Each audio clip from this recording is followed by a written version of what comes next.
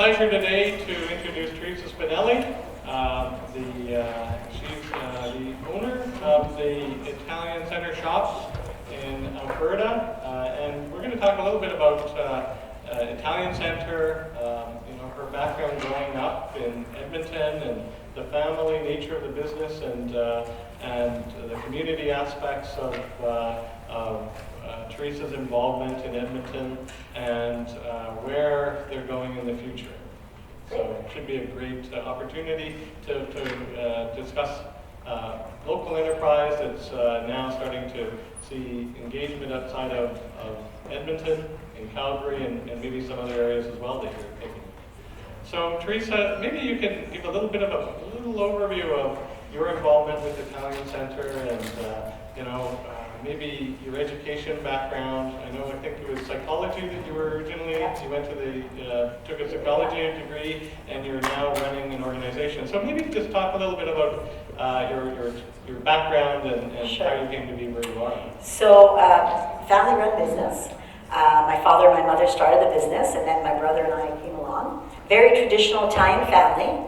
So my brother was supposed to run the business. That's just the way it was, because I was supposed to get married and have a whole bunch of kids, and that was it. Unfortunately, my brother died before his 33rd birthday, and shortly thereafter, my father passed away. And that's where I am where I am. That's how it started. I grew up in the business. I did go to university to become a psychologist. When I did some student training and stuff, when I had to go into sites and actually work as a psychologist, or not as a social worker at that time, I found it very, very difficult to do that job, because I wanted to take everybody home with me, because I really cared about people, and it was just so hard, because I just always felt I was really just one level above where they were at, and I knew that that wasn't for me. So I was looking for other things to do.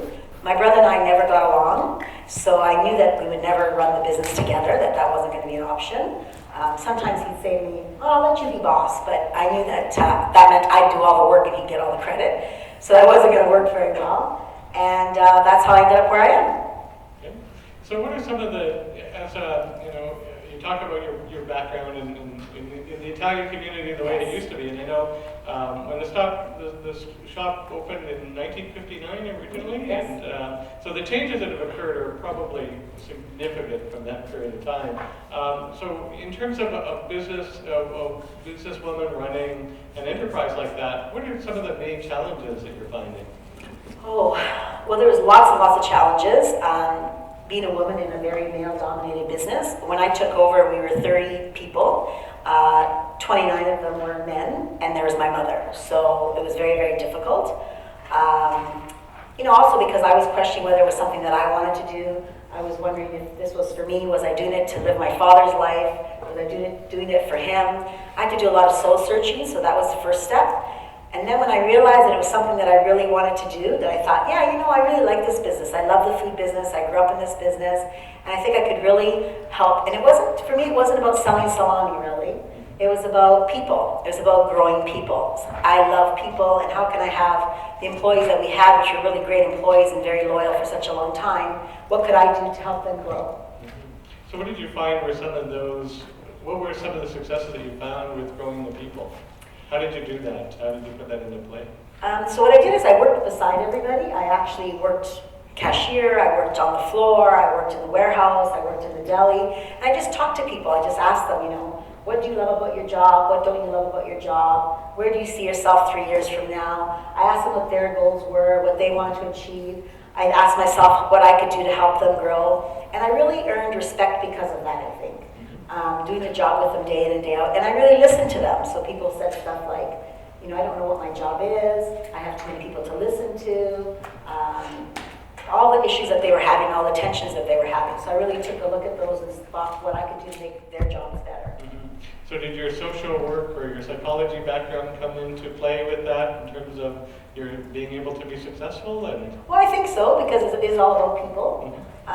So people are really important, and just learning the people are all different. That, some people need a pat on the back, some people need a raise, some people need both, some people want you to ask about their family, some people don't.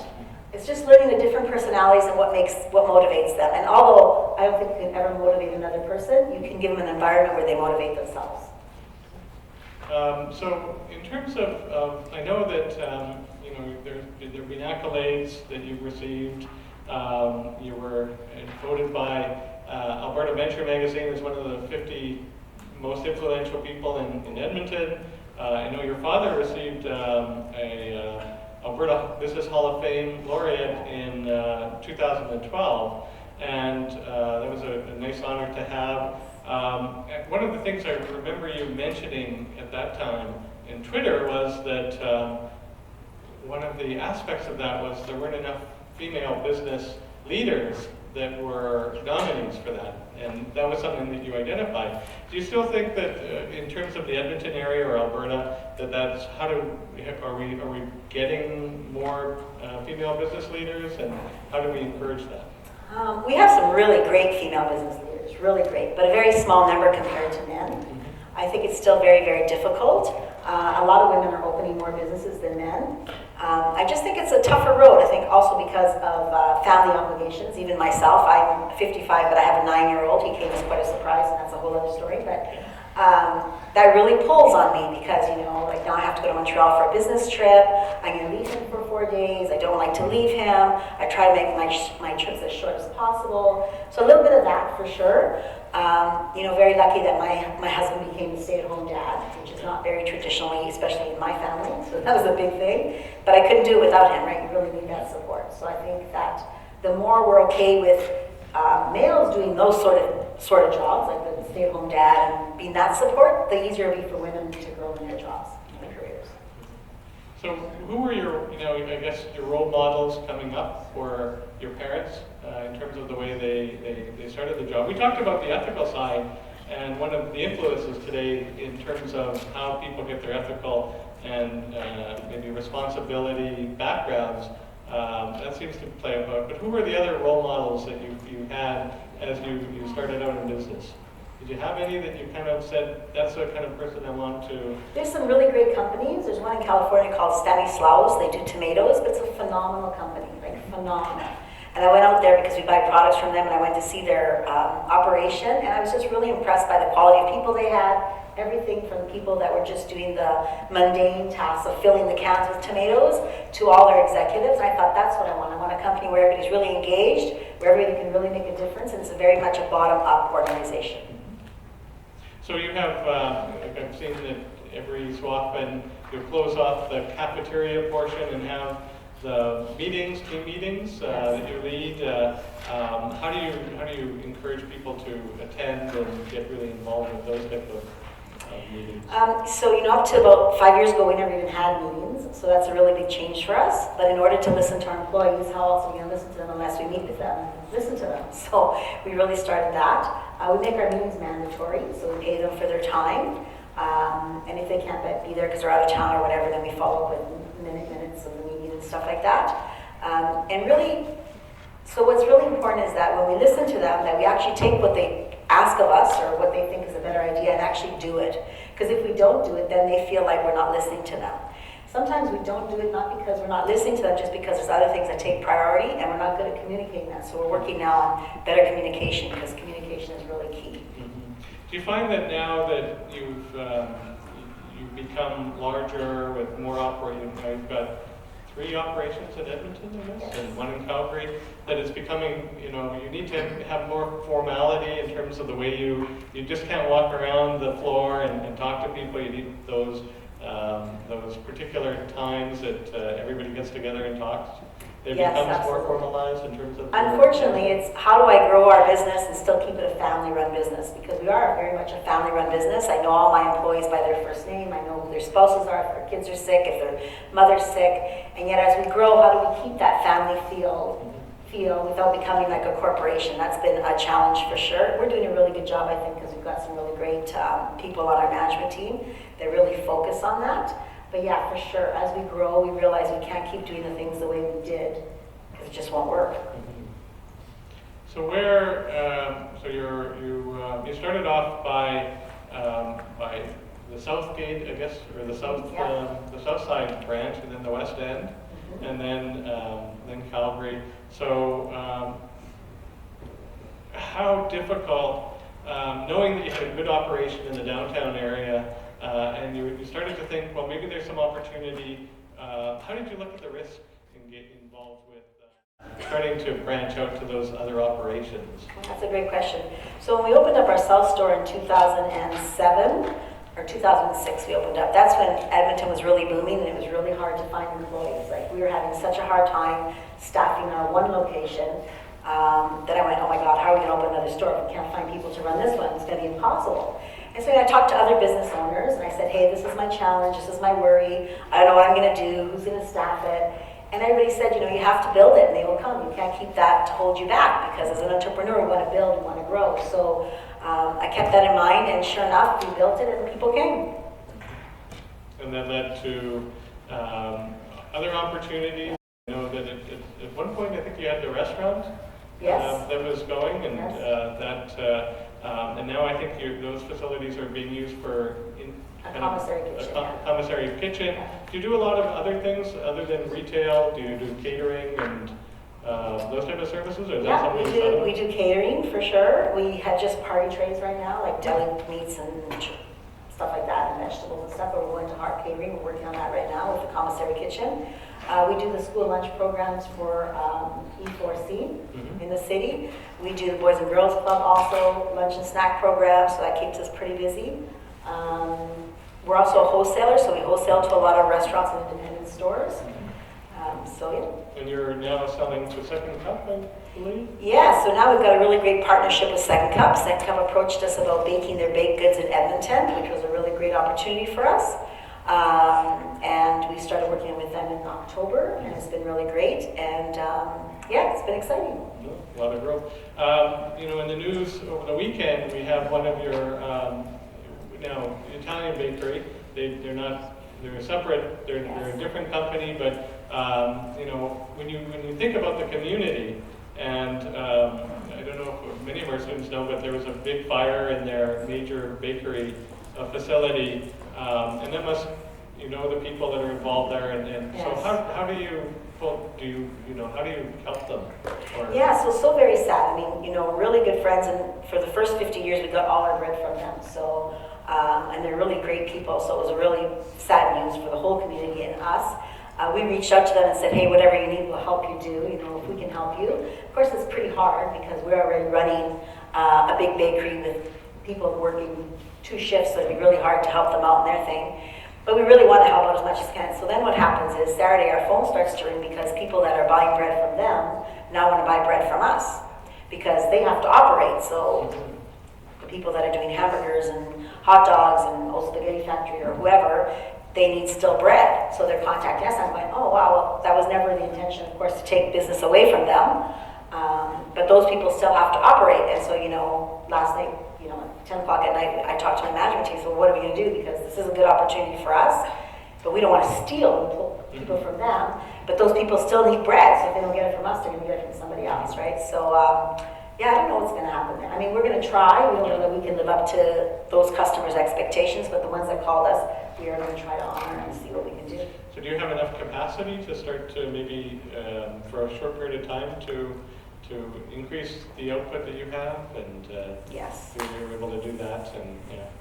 We have a really great baker. He runs that bakery as if it's his own bakery, and he's just phenomenal. And we've automated some parts of it. So, you know, of course, we check with him first to see if this is possible. And yeah, he's really excited and very ambitious young man, so it's all good. You talked about community and you know, supplying the Boys and Girls Club and E4C. Community engagement is a big piece of the Italian Center story, and you're in a very interesting neighborhood in terms of, you know, I guess my parents lived in Norwood back in the I think they moved in the early 60s. Wow. So they were part of that community. So what does community mean to yourself and to Italian Center? Oh, community is a big word for us. Community is really what we're all about, because we're not just a store, we're a gathering place. Like, people come there just to meet or run into friends. That's very much who we are. When my father first started his business, that was his plan. Like, in Italy, every town has like a piazza where people go and gather after supper and walk around and talk and go for an ice cream. And he really wanted to create that in Edmonton. So that's what he really did. He was very successful at that. So although a lot of Italians moved out of the area, They always come back to our store and our churches in the area, so it's always is a very much a gathering place. So that's been phenomenal. And community is everybody. I mean, we're in Little Italy, we're part of a community, one of the poorest in Edmonton, because it's Macaulay and Norwood, which are the poorest neighborhoods in Edmonton, so it's got challenges with that. We've seen lots of changes in the neighborhood for sure, and we really support our whole community, as we do in our West End store and as we do in our South Side store, and in Calgary now. Good. So you're engaged with other organizations? Do you sit on the boards of any organizations, or does Italian Centre basically keep a lot of your time? Well, I used to sit on a lot of boards, from Edmonton Inner City Housing to, a gazillion boards. My time is very limited now because I've got the 4 stores and 500 employees and a sick mother and a mother-in-law and a husband and a 9-year-old. Okay. But we're for sure, we still have really good partnerships with our communities and social services and a whole bunch of, in all our stores, we're very, very much connected. Do you encourage employees to get involved with the community as well and get maybe some initiatives going? Absolutely, absolutely. And when our employees are part of some fundraising event, we always match those funds. So if someone's doing a bike-a-thon and they've raised, $10,000, Italian Centre Shop will match that. So we really, really encourage that. Yeah, just in terms of the community, have you seen a lot of changes too in terms of, the poverty and the way that, we're seeing a lot of development in terms of Edmonton's Arena District, the Ice District, and is that going to create problems for certain areas like Macaulay, or do you think that that'll shine a light on it, that some of these issues will become more of a concern? So besides having the store in Little Italy and Macaulay, I also live there. So I raise my son there. My son goes to inner city school there. All his friends are inner city kids. So we see the problems firsthand. And there is a lot of problems. We've come a long way for sure. And now the neighborhood, we find new families moving in, which is really great because we want more families as opposed to, when we have, drug house issues and all that kind of stuff. So it's gotten better for sure. I think the city really worked hard on that Boyle Macaulay Renaissance project, and they put a lot of things in place to make sure that those people have really good support. We still have lots of issues, for sure. And we're trying to work at it as a community because me by myself isn't going to help. Like right now we have one of the businesses on 95th Street that seems to be okay with drug deals going ahead in front of their business. And that becomes a big obstacle because my customer's not going to walk by a drug deal. They're not going to bring their families to my store because there's drug dealers going on in the corner and prostitution and all that. So we came together as a community, and it was really interesting. We had the city police there, we had the counselors there, all that, and everybody had their spiel about they started talking about prostitution and what we could do, and I'm going like, well, prostitution's been here for thousands of years. We're not going to fix that problem right now. The problem is right now is that one business is tolerating this type of activity. In my store, if someone comes into my store and tries to sell stolen property, we kick them out. And if a customer's trying to buy stolen property, we kick them out. We just don't tolerate it. And it's about giving them a sense of community, that this is for all of us. It's not just for me. And those type of people really prey on the less fortunate, the homeless. And that's what really bothers me. And when you think of the community, one of the things, do you have a program in place, and if you see people that are not doing well, to provide food, or do you do that through donations to these other organizations like E4C and? Well, we do both. Both, yeah. Both. If we find someone stealing because they're hungry, and my dad taught me that. You always give them food. We tell them not to steal, that if they're ever hungry to come back, I'm more than happy to feed them, which we do. Sometimes they come back with their buddies, and that causes other problems, but for sure we try to do those kind of things. Even my staff is okay with giving somebody a sandwich. They know they're allowed. They can't give their buddy a sandwich for no charge, but they can give a homeless person a sandwich for no charge. It's not a problem. It's part of who we are, about giving back. One of the other aspects of our course is on the sustainability side. So a lot of your produce is local. You do both. You do the local side, and you bring items from around the world. Is that one of your goals to encourage sustainability in operations? And is that how do you do that? Because we know that in terms of the supply chain around the world for the food industry, and particularly in North America, a lot of food that is grown really doesn't get to the plate. Right. And how do you manage those type of issues? I know that it's endemic to the whole industry, and So we try to buy local as much as we possibly can. Like in our summer months, most of our produce is from BC and Ontario. So, I'd say at least 80% in the summer and spring are from those places. And then, of course, like just yesterday, I saw we've got figs from, where are they from? From South Africa. Mm-hmm. So, I mean, now we have food all the time, everything that we need. We have cherries in January because it comes from Chile, stuff like that. Because the trend is really about local and is about, like when I go back to Italy, and we have a house in Italy and I live by my uncle, I'm not allowed to eat anything that's not grown in our garden. I'm not allowed to go to the grocery store, although there too you can find figs from South America, I'm sure. But my uncle says, no, if it's not in your garden, you're not going to eat it. And I really like that mentality because it's fresher and it's right there. So obviously figs that come from South America or from South Africa come a very long way before they get to our table. Whereas if they were more closer, very, very different. And it doesn't matter if you fly them there, it's still the same. Whatever happens in transit, they lose a lot. And everything that you eat locally tastes better, I think. And it really is a Mediterranean way. It's about eating what's very local, what's very fresh, and what's very available. And then, if you take a look at it, it's so different in the kind of cultural aspect. It's a sense of going to a place and shopping every day, Yes. and going to the local market, buying what you need for the day, and then as opposed to going to a superstore type operation and then buying things for the week. So it's much more of a part of the daily life. Yes. Yeah. So how do we in a world where things are becoming more and more complicated, and time is, our students are working, they're studying, and they don't have time to do that. Where's the balance? I think it's education. So me too, I'm a very busy person. So lots of times I'd love to pick something up and pick up a chicken at Sobeys and have it for dinner. But I do that, once every couple of weeks. Most of the time I roast the chicken myself. Because it's important to me that my son, when we're making cutlets, he helps make the cutlets with me. So he knows we cook together and we eat together. Again, very much part of our culture because we have to sit down and have dinner. Growing up, that was very, very important. That, it didn't matter if you had to study for an exam or if you were getting married. Supper time was supper time. You have to be home at supper. So I try to encourage that. I like the pre-washed salads, just like everybody else, because I'm very busy and don't have the time. So I use those for sure. But instead of using them every day, I use them once a week. Just about educating people about those kind of things. And as we learn more, and then you taste the difference, it just becomes a habit. So what's next for Italian Center shops?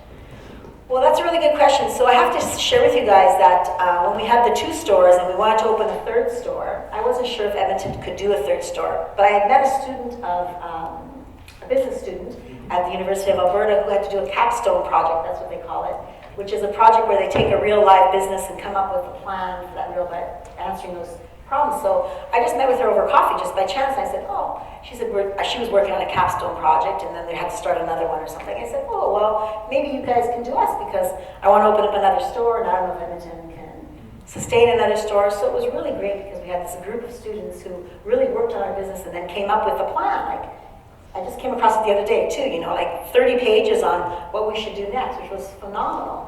And really it was because of them. That's why we opened a 3rd store, because I wasn't sure that Edmonton could sustain another store. And they said that, Edmonton could probably sustain another store for sure, so that was really, really great. Now we're looking, we still have lots of opportunity in Edmonton, but probably doing smaller, like maybe cafe deli or bakery deli, something like that. Because our global world is so large now that, one time you could only buy a panettone, which is a Christmas cake from the Italian Center shop. Now you can buy it from Army-Navy. Everybody sells it. So competition is really out there. So what we want to do is maybe focus on things that we do really, really well. So we had a question about, as a woman entrepreneur, what are some of the challenges you had to face when you first took over the business? What are some difficulties you face when trying to find partners because of this? So for sure, because so besides being a very male-dominated business, most of my employees were there longer than me, so they're very loyal to my dad, and they had a hard time taking direction from me, who they thought I was a spoiled brat who used to play cashier. And it was hard for me too, so it was very, very difficult. Had to have lots of those talks about, once I decided this was going to be where I wanted to be, I said, I'm going to be here, I'm not going anywhere, and these are the changes that I'm going to make. I'm going to listen to you, I'm going to hear what you have to say, but we are going to make those changes, and let me know how I can help you to do that. I read a really good business book called From Good to Great, and it gave me a lot of really good things. It was about, having the right people, but not just having the right people, having the people all on the same bus and making sure they're on the right seat in the bus, because we had lots of employees that were in departments that they probably didn't really flourish in those departments. So it was about moving people around. So that was tough for sure. The other thing that I did, which I thought was really great, was, so my husband, very, very awesome, smart man, all that stuff, but every time I shared a problem with him, he wanted to fix it, So we had lots of fights, because if I didn't take his advice, he thought that it was about him. So I joined a business group, and there was businesses that, are $1 million business, and there was a $100 million business. And I really learned a lot from that group, a lot, because whether you have a $1 million business or a $100 million business, the problems are all the same: staffing, cash flow, taxes, workload, stress. And when the guy that had a $100 million business would ask a question, and I had that same question, but I was embarrassed to ask because I thought it was a stupid question, I started thinking, maybe I'm not as stupid as I think. Maybe I am on the right track. And that really gave me motivation to move forward, and it was really, really great. And I'm really glad that I did that, because I learned a lot from that group. It's funny, because when you get to a certain point, people expect you to have all the answers, and you kind of think at every stage, I'm a bit of an imposter because they think I know more than I actually do. I think that. You think that? Okay. I do. How do you deal with that? When somebody asks you and they expect, they come to you and they look at you and they think you're going to have the answer, and how do you say I don't know? And just like that. I think that one of the big changes in my company has been vulnerability. It's just starting with me saying, you know what, I don't know what I'm doing. I'm really stressed. I think I'm going to cry right now. Just because it is hard. It's really hard being a business owner. And there's so many things that happen, and dealing with so many different challenges. And I have a really, really great staff, really great. And I always say I hire people that are smarter than me, because they're the ones that do the job every day. And I'm there to guide them, but they're really the ones that run the business. So I'm really more than happy to say, you know what, I don't know the answer to that question, but I'm going to do my best to find out. And it's asking the questions versus yourself, I guess, in terms of knowing which questions to ask and when to listen. Totally. That's part of that success. We have another question about knowing that you have more than one location and you're dedicated to getting to know your employees. Do you try to spend your time at all locations of your stores? I try, but it's very, very difficult because I'm only one person. But I go to Calgary once a month for a couple of days. I have to say I know all those employees too.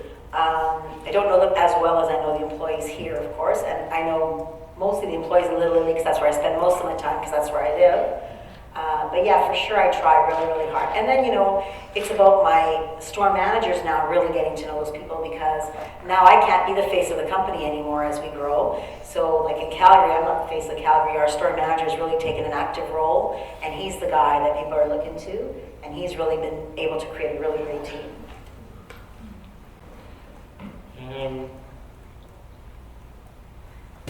We have a question about we talked about the fresh local food, and so what happens with food that is not so fresh? Is there any returns, or is it turned to waste, or is it donated, or is it a combination of all of that? It is a combination of all of that. We had an issue last year because of social media, that there's this guy, his Twitter thing is Dumpster Diver, that's his name. And he had found some bread in one of our bins, and so he had sold that bread, and he was talking about how we waste food. So of course on Twitter there's all these things about how, and we don't waste anything, because we take old bread and we make breadcrumbs with it. We take old cake and we make rum balls with it. I mean, we're really, really great at repurposing things. And when this went, I went, oh my God, like, why is this happening? And that particular time it happened because we used to donate our old bread to, it was a nonprofit, I think it was called food not bombs or something like that. But they were very small, and they couldn't keep up. They couldn't pick up our bread. So we'd have bread in our stores for a very long time, and we couldn't do that. So then we thought, okay, let's get a machine, and we'll started making breadcrumbs, which is what we do. But in that particular case with that guy, we had thrown away some cheddar and olive bread. There was some storm or something, so we had all this bread. But it became a really big thing because people started going into our dumpsters even more, which is a problem because we don't want people in the dumpster. If we throw it in there, there's something wrong with it. With this bread, it was just so much, and there was a big storm. So that made us look at all our operations and what can we do better. So we usually just go to the Marion Center. We take day-old pastries and stuff and go to the Marion Center or the Bristol Center and just drop them off because they're close by. Whether we just drive by and we drop it off, or we go into the office and give it to them because they're more than happy to accept those things. And like I said, we try to use, like, if vegetables are going bad, we repurpose them in our kitchen because they could go in a chicken soup. It's not going to hurt the chicken soup or a minestrone soup. So yeah, we try a little bit of everything. And those are kind of part of the neighborhood, I guess. The Marion Center serves lunches, Yes. and so they're a community that's for sure. that they don't have much in terms of Right. resources. So anything that they can get is Right, for sure. very And it's welcome. also our culture, like European culture, we don't waste anything. Like when they kill a pig, my grandmother would make blood pudding with the blood of the pig. They don't waste anything. They eat all parts of the animal. So again, it's part of who we are. We really try to repurpose everything. So we have a question about what if you had to pick one part that is your favorite or most rewarding part about running the Italian Center shop, what would it be and why? Oh, the people. For sure, it's all about the people. All of it.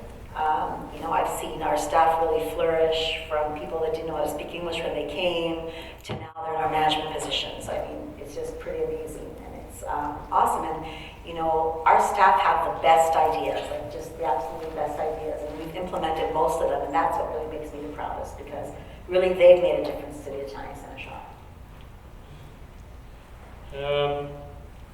Even though the product you got from having local supply is really fresh, how can you grade the quality of the product? So how do you ensure that quality is there? Do you have a team that inspects and when they go through? No, we don't, unfortunately. We do check our produce when it comes in the door, and if, usually what happens is the grapes look really great at the top, and then when you open the box at the bottom, they're not that great. So we always discount them, or like I said, we use them in our kitchen if we can, stuff like that. And that would go to maybe the commissary potentially and some of those other... Yeah, not yet, but hopefully one day. And we also, we only buy grade 1 produce. That's what we changed to a couple of years ago, and that's made a big difference. We pay a little bit more, but it's better quality. It doesn't go bad. We don't have to pay someone to pick through the whole box, that kind of stuff. Do you have any systems in place for your customer demand and kind of figuring out forecasting what's going to be hot and or how do you do? Is it your knowledge and experience having run it for a number of years? How do do you have systems in place that? So if you go into our store and you're looking for a product and you can't find it, you just ask whoever, and they'll take your name and number. If we don't have it, we'll try to get it for you. Mm-hmm. And we often find that if someone's looking for vanilla beans, there's a whole bunch of other people looking for vanilla beans. So that's been really helpful. So when people are looking for a product, we always try to source it. And if we can get it, then we know that other people will buy that product too. We are now trying to work on more SKU rationals because we have over 100 olive oils. Do we need 100 olive oils? Maybe we can get by with 75 olive oils. Just trying to figure out what the best olive oils are, where the best margins are, what people are looking for. Is it changing them around the shelf? Is it that one case, that particular olive oil that somebody will come once a year for, just that particular olive oil? It's just figuring all those kind of things out. Do you find a difference in the locations and the types of products that are bought in each of the locations, and how do you manage that? Yeah, very much, very different. So our Little Italy store is very immigrant-based because that's where we started. It's our flagship store. So a lot of people at that store buy olive oil by 3 liters and 4 liters because they come from Europe and that's what they're used to. Our Southside store is more foodies where they buy really expensive olive oils that are very different, and they'll pay, $29.98 for a liter of olive oil because they're really interested in different products. Yeah, it's very interesting. Our West store, again, different, more so. So our West store, more people that like prepared foods. So we find that all our prepared sauces and stuff move more at our West store than our South and the Little League. So yeah, it's very interesting, very different demographics, which is also a challenge because when we market, we don't have a typical customer because young people like us, old people like us. Right. We say we have Francesca, who likes to shop at a store, and Franca. Franca is the everyday shopper who buys the 3-liter olive oil, and Francesca is the one that will buy $29.98 olive oil to tell her friend that she drizzled this on her salad. And so it's really hard to market to such a big broad. I'm blessed that we have such a big range, and also comes with its challenges. So do you have a favorite product yourself? One of our students has asked in terms of what's your favorite product that you sell? Well, I've got lots. Look, I've got lots. I'm a big foodie. I have favorite olive oils. I have favorite pastas. I have favorite tomato sauces. Favorite chocolate bars. Lots. And the cafes, or the Spinelli Cafe is going well. It's becoming part of that meeting place. Very much so. Yes. It's a nice place to be on a weekend. And, yes. Yeah. And social media. What's you maintain a social media presence? You're on Twitter and what other, Facebook and Twitter, Facebook, Instagram, full-time job. And so how do you find that do you have a lot of interaction with customers? And, a lot. Yeah. A lot. I'm always interested that people on Twitter expect an answer like within an hour, which really amazes me. So like people will tweet, what's the cost of something? And I'm going, wow. So I'll find it for you, yeah, but it's going to take me a while to figure it out because I might not be at the store, I got a phone in the store, all that kind of stuff. But yeah, pretty is amazing. Sometimes I'll tweet, like I remember tweeting a little while ago that we were getting guanciale, which is the jaw part of the pig in processed. It was processed, it was already cooked. And I said, it was coming in this morning. And at 9 o'clock, there's people at the door waiting for it. Well, it did come in. We just hadn't had a chance to take it off the truck and put it on the shelf yet. But there's people waiting for it. So it is a very, very strong demand. Yeah. And what was one of maybe the most interesting thing you found about your customers on social media? Oh, well, this is really interesting. A couple of weeks ago, I had gone to the store on Sunday night. I forgot something, so I went to pick it up at the store, and it was really busy. So there's big long lineups. So I just jumped in the till, just because I don't like people to wait. So I jumped into the till. Well, people in line were people tweeted. So they actually tweeted. Italian Center Shop, Teresa Spinelli jumped in the till. Can you believe that, the president of a company does that, right? Which is really great for me because it makes my presence even more, right? So it was really amazing. It's amazing how people are so connected to me. Yeah. So connected to me and so very blessed to have that. And now your son is getting involved with the tills, I Yes. see. Yes, did you see him working? Yeah, I saw my wife saw him working. Yes. One day. Yeah. So again, the family and Yes. getting him engaged with it. So he's grown up very much the way I grew up, which was part of being part of the store. And sometimes when I see customers, they really think of me as their family. And I know why they do is because they actually saw me walk my first steps down the pasta aisle. They saw that. So they're very connected to me because they really feel like I'm part of their family. And that's happening with my son too, because they see him often and they're very, very connected to him, which is really great. I love that, of course. I guess that sense of community, it really is a community. And that we're so connected to everybody. And that I know that if people want well for me because they really care about me, I'm like part of their family. So it's really, really awesome. We have one last question, and it's regarding our students and what type of advice would you give our students that wanted to start up a business? So know that it's hard work. A lot of people go into business and think they're going to make $1 million just like that, and they're not willing to put in time, and you have to put in the time. That's really important, and you have to do something that you love. I mean, I'm sure you've heard that over and over again, but it's so very true. I used to walk into a very, very busy store because I didn't want to be there, and I wasn't happy. And it was like, oh my God, because I knew I had to work hard, I had to yell at people, and I just hated it. And then when I realized that it was something that I wanted to do, and that it was where I wanted to be, that really changed my life. Because I really thought, okay, now I walk into a busy store and try to think, okay, what can I do to make this place better? How can I help Susie and Joe and Mimi and whoever do their best, and how can I help them grow? So it really, really changed my life. And finding that passion, so like I said, it's not about selling salami food. It really is about growing people and really about that connection with people and our employees' connection with our customers, because the better we treat our employees, the better they're going to treat our customers. Thank you, and thanks for coming and making a connection with our students here Well, thank about the way that the Italian Center shops have grown and your own kind of history behind it. So again, thanks to Teresa Spinelli.